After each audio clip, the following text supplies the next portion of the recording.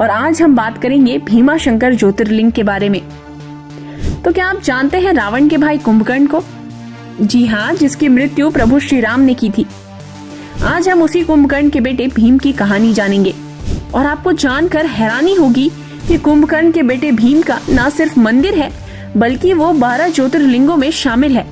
भीमाशंकर ज्योतिर्लिंग महाराष्ट्र के भोरगिरी गांव से करीब 50 किलोमीटर की दूरी पर और उत्तर पश्चिमी पुणे से 110 किलोमीटर की दूरी पर पश्चिमी घाट के सह्याद्री पर्वत पर स्थित है। बता दें कि भीमाशंकर ज्योतिर्लिंग की कहानी का उल्लेख हमें शिव पुराण में मिलता है।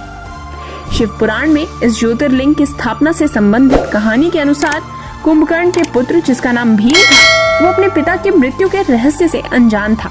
उसे इस बारे में पता नहीं था कि उसके पिता की मृत्यु प्रभु श्री राम के हाथों हुई है। दरअसल इसके पीछे की वजह यह है कि भीम कुंभकर्ण की मृत्यु होने के बाद जन्मा था, लेकिन इसके बाद भीम की माता ने उसे कुंभकर्ण की मृत्यु के संबंध में सारी जानकारी दे दी। ये सब जानने के बाद उसे श्री राम पर बहुत क्रोध आया और वो उनको मारने के लिए आतुर हो उठा। अपने पिता की मृत्यु का प्रतिशोध उसकी आंखों में अंगारे की तरह इस कदर दिखाई पड़ रहा था कि मानो वो हर कीमत पर बस प्रभु श्री राम की हत्या करने को तैयार हो। अपने इस बुरे उद्देश्य को पूर्ण करने के लिए उसने तपस्या करना आरंभ किया। इसके बाद भीम ने ब्रह्मा जी की तपस्या हजारों सालों तक की।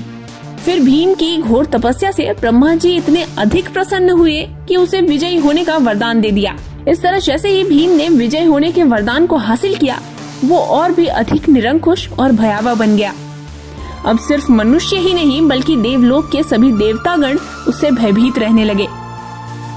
परिणाम ये हुआ कि भीम जिससे भी युद्ध करता था विजय हासिल जरूर करता था। अपने इसी आतंक से राक्षसी भीम ने हर जगह पूजा पाठ बंद करा दिए। इससे सभी देवतागण और अधिक परेशान हो उठे। अपने परेशानी का हल ढूंढने के लिए अब उन्हें सिर्फ भगवान शिव की शरण दिखाई दे रही थी। सभी देवतागण चिंतित हालत में शिव जी के पास पहुँचे और भीम ने जो पृथ्वी और देवलोक पर आतंक मचा रखा था उसका सारा हाल सुनाया। इन सब के बाद भगवान शिव देवताओं की बात सुनकर तुरंत युद्ध के लिए तैयार हो गए। अब राक्षसी भीम और भगवान शिव का युद्ध शुरू हुआ। गौर करने वाली बात है कि भीम भले ही विजय प्राप्ति का वरदान हासिल किए बैठा था, लेकिन वो किसी भी दैवीय शक्ति के आगे अभी भी कमजोर था और इस प्रकार भगवान शिव ने राक्षस भीम के साथ भीषण युद्ध कर उसे हराकर राख कर दिया। बता दें कि जब भगवान शिव ने भीम पर विजय प्राप्त की तो खुशी से झूम उठे सभी देवताओं ने उनसे वहीं पर एक शिवलिंग के रूप में स्थापित होने का आग्रह किया।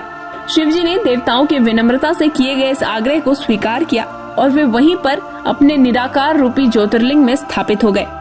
इसी शिवलिंग को आज भीमाशंकर ज्योतिर्लिंग के नाम से जाना जाता है। उसी तरह इस ज्योतिर्लिंग से जुड़ी दूसरी कहानी कुछ ऐसी है कि जब कुंभकर्ण का बेटा भीम धरती पर अपना भय बनाए रखने के लिए पूजा पाठ बंद करवा रहा था, तभी एक दिन वहाँ पर भगवान शिव की तपस्या कर रहे शिव भक्त कामरूपेश्वर नामक राजा को भीम ने देख लिया और उसे बंदी बनाकर कैद खाने में डाल दिया।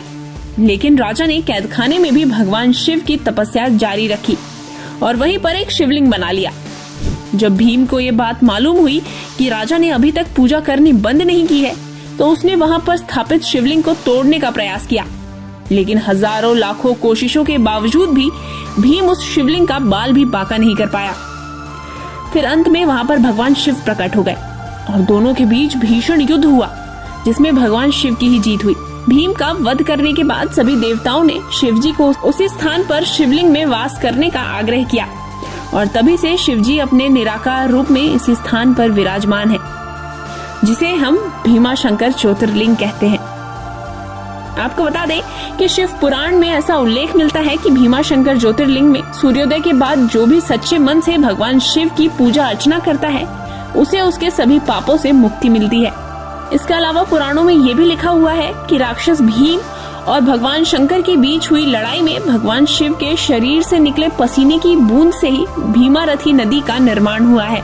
वहीं एक पौराणिक कथा के अनुसार त्रिपुरासुर नामक राक्षस ने भगवान शिव को खुश करने और उनसे अमरता का उपहार मांगने के लिए भीमाशंकर जंगल में तपस्या की। भगवान शिव उसकी भक्ति से प्रसन्न हुए और उसे इस शर्त पर अमरता प्रदान की कि वो अपनी शक्ति का उपयोग स्थानीय लोगों की मदद करने के लिए करेगा। त्रिपुरासुर उनसे सहमत हो गया। हालांकि समय के साथ वो अपना वादा भूल गया और मनुष्यों और देवताओं दोनों को परेशान करना शुरू कर दिया। जब देवताओं ने भगवान शिव से आने वाली मुसीबत को रोकने के लिए कुछ करने का आग्रह किया तो भगवान ने अपनी पत्नी देवी पार्वती से प्रार्थना की। इसके बाद वे दोनों अर्धनारी नटेश्वर के रूप में प्रकट हुए और त्रिपुरासुर का वध किया, जिसके बाद जाकर शांति कायम हुई। ये तो हमने आपको बताया कि भीमाशंकर ज्योतिर्लिंग पर्वत पर स्थित है, लेकिन रोचक बात यह है कि यहाँ इन पहाड़ियों के आसपास जंगलों में जो वनस्पतियाँ पाई जाती हैं वो भारतवर्ष में और कहीं भी नहीं मिलती, और यहाँ कई प्रकार के प्राणियों की दुर्लभ प्रजातियां भी हैं। खैर, अब आपको बताते हैं इस मंदिर में क्यों की जाती है रात को पूजा। दरअसल ये तो सत्य है कि इस मंदिर में दो पूजा का विधान है।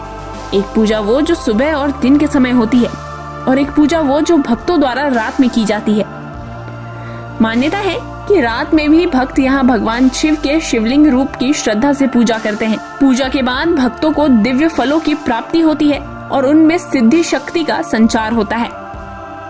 हालांकि माना यह भी जाता है कि इस मंदिर में रात की पूजा इसीलिए भी भक्त करते हैं क्योंकि वो अपने पापों के कारण भयंकर कष्ट में होते हैं और पाप मुक्ति की इच्छा से भगवान शिव के पास रात में आते हैं। आपको बता दें कि भीमाशंकर या मोटेश्वर के नाम से लोकप्रिय इस मंदिर का निर्माण मराठा साम्राज्य के छत्रपति शिवाजी महाराज ने करवाया था। फिर 18वीं शताब्दी में नाना फडणवीस ने इसके शिखर का निर्माण करवाया था। इसी के साथ इतिहास के पन्नों में इस बात का भी उल्लेख मिलता है कि शिवाजी महाराज ने यहाँ भक्तों को दर्शन के लिए कई प्रकार की सुख सुविधाएं भी मुहैया करवाई थी। गौरतलब है कि भीमाशंकर मंदिर की वास्तुकला नागर शैली पर आधारित है। इस भव्य मंदिर से प्राचीन विश्वकर्मा वास्तुशिल्पियों के कौशल का ज्ञान हमें प्राप्त होता है। और बता दें कि यहाँ पर 18वीं सदी में नाना फडणवीस द्वारा बनवाया गया एक घंटा आज तक भक्तों के आकर्षण का केंद्र बना हुआ है। इतना ही नहीं, यहाँ पर आसपास कई कुंड मौजूद हैं, जिन्हें मोक्ष कुंड, कुशारण्य कुंड, सर्वतीर्थ कुंड और ज्ञान कुंड के नाम से जाना जाता है। इनमें से मोक्ष कुंड का संबंध महर्षि कौशिक से है। वहीं कुशारण्य कुंड की बात करें तो इसका जन्म भीमा नदी से हुआ है। इन सभी कुंड की खासियत ये है कि इनमें स्नान करने से मोक्ष की प्राप्ति होती है। खैर, आपको बता दें कि भीमाशंकर ज्योतिर्लिंग बारिश के मौसम में पूरी तरह से पानी में डूब जाता है। और इसी मंदिर के पास कमलजा मंदिर भी है, जो कि भारतवर्ष में बहुत प्रसिद्ध मंदिर माना गया है, क्योंकि कमलजा माता को माता पार्वती का ही अवतार माना गया है।